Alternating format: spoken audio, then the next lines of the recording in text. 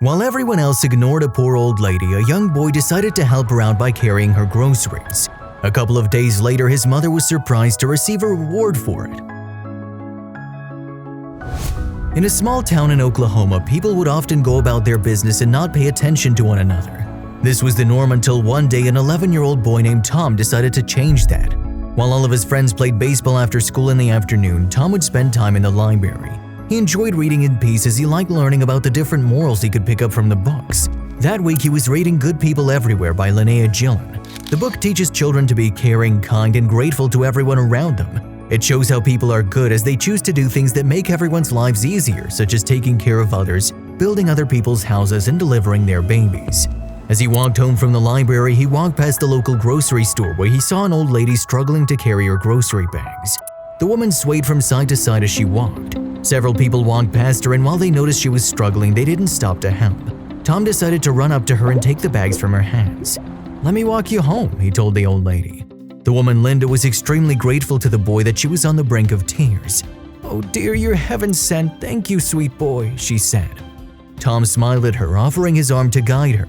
She linked her arm with his, and they walked alongside each other as Tom carried the bags. That evening, Linda was cooking dinner for herself when she saw a poor homeless man outside her window. He was standing on the side of the road looking thin and hungry. She suddenly remembered the young boy who had helped her earlier that day. A sudden thought came to her head and she walked towards her front door. "Would you like to have some dinner?" she asked as she approached the man. The man was surprised that someone had spoken to him. He smiled at her and nodded. "Thank you, ma'am. I haven't eaten in days. Thank you so much."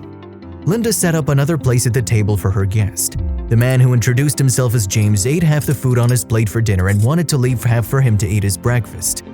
"Don't worry, there's still enough food for you to have for breakfast. Go ahead and finish your dinner," Linda told the man. He smiled again, grateful for the old lady's generosity. The following day, James was sitting outside eating his breakfast when a man in a business suit walked by. A couple moments later, he noticed that the man's wallet had fallen out of his pocket as he turned at the curb. He picked it up and was surprised to see the wallet was filled with $100 bills. With this money, he could rent himself a room for a couple nights and buy himself food for weeks, James thought. But he remembered the old woman who helped him last night. He saw the man's figure getting further, so he decided to run after him. He caught up with the man and returned the wallet.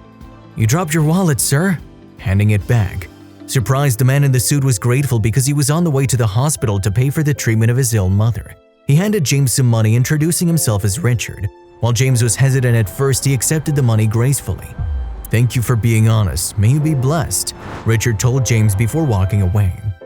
As Richard was able to pay for the treatment of his mother, and he took her home that same day for her to fully recover in his care. A couple of days later, Richard, who owned a construction company, was looking for some land to build new luxury homes. On the outskirts of town, he saw a mother and her 11-year-old son. It was Tom and his mother. They lived in a small trailer. "Tom, where are you going?" Richard overheard the mother ask her son. "I'm going to the library, Mom. It's so tiny in here I can't take any of the books home.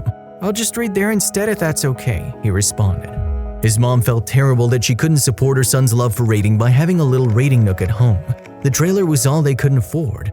As Richard overheard the conversation, he suddenly remembered his own childhood. His mom was also poor, and while he loved reading, he couldn't own any books because they didn't have any money to buy them. Richard approached Tom and his mom, introducing himself as a businessman working on a development nearby. While speaking to them, he found out that they were living in the trailer because it was the only property they had. Richard started frequenting the area. Just a couple of blocks away from where the trailer was parked, he was developing a brand new luxury home that he planned to put up on sale. He began to visit Tom and his mom, talking about random things. "What do you want to be when you grow up, Tom?" he asked the boy during one of his visits. "I'd like to become a veterinarian. I love reading books about animals, so I go to the library to read a couple of them," Tom revealed. Upon learning that Tom wanted to have a bigger space with a reading nook, Richard decided to give them a new home as he was capable of doing so. The following day, he came to the trailer and told Tom and his mom to move out. Tom's mom was angered. "Is this why you've been visiting us, so you can lure us out of our trailer? How could you? Tom really liked you." Richard shook his head. "You need to move out of here to have a new home," he told them. "Would you please come with me? I'll show you," he said. The rich man took Tom and his mother out for a ride. He drove them to another part of town and stopped near a big house. "This is yours," Richard said, handing Tom's mom a key. "Are you being serious?" she asked him, and Richard nodded. "You see, I develop houses for a living and earn from it, but I could never let go of this particular one because it was my mother's." People were buying it for $265K, but I couldn't get myself to sell it. While I didn't want to live in it, I wanted to save it for something special, he explained. Tom and his mother cried. They were grateful and happy for the opportunity and couldn't understand why God suddenly blessed him with such a gift. "We did nothing to deserve this," Tom's mother whispered. Little did they know, all of this started with a simple good deed from Tom. Every good deed makes a difference, and people are inspired to pay it forward. If you liked the video, please give it a thumbs up and consider sharing it with someone who may find it interesting. Thanks for watching, and I'll see you in the next video.